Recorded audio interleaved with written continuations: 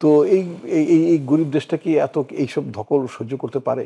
দুদিন পরে বরিশালের লোকরা বলবে যে আমাদের একটা জাতীয় বরিশাল পার্টি। আসলে সব বিষয় যদি আপনার ঐক্যমত হয়ে যায় তাহলে তো এক পেশ হয়ে যাবে সব, তাই না? আমি যা বলবো আরেকজন তা বলবেন।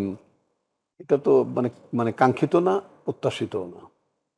তো যাই হোক, রাজনৈতিক দল হিসেবে প্রত্যেকটা রাজনৈতিক দলের নিজস্ব কিছু দৃষ্টিভঙ্গি থাকবে। যেমন যদি আমি এভাবে যদি বলি, আমরা জানি সংস্কার প্রস্তাবের মধ্যে ৪ টি প্রদেশের একটা প্রস্তাবনা আছে।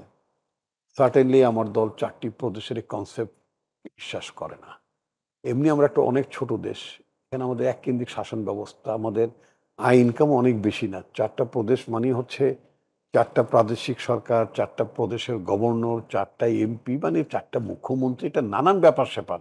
৪ টা পার্লামেন্ট, ৪ টা পার্লামেন্টের লোকজনের ডিউটি ফ্রি গাড়ি, তারপরে তাদের জন্য গরিবের সম্পত্তি, জায়গা জমিন দখল মানে অ্যাকোয়ার করে, দখল বলতে এর মধ্যে ক্ষতিপূরণ দিয়ে অ্যাকোয়ার করে তারপর সেগুলো বড়লোকদের জন্য, এমপিদের জন্য, তার জন্য আপনার মানে প্লট বরাদ্দ দেয়। এইগুলি তো আমরা মানে মানে পার্লামেন্টের নামে এইগুলোতে দেখে আসতেছি, তাই না? তো এই এই এই এই গরিব দেশটা কি এত এইসব ধকল সহ্য করতে পারে? না। এমনি তো আমরা মানে মানে অনেক ডিস ইউনিটের মধ্যে থাকি। আমরা ইউনিটির কথা বলি, বাট অনেক ডিস ইউনিটের মধ্যে থাকি আমরা।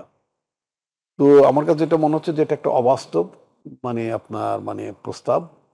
যেমন ভারতে আপনি দেখবেন যে ওখানে পশ্চিমবঙ্গে তৃণমূল কংগ্রেস বিভিন্ন রাজ্যে তাদের নানান ধরনের আঞ্চলিক পার্টি আছে।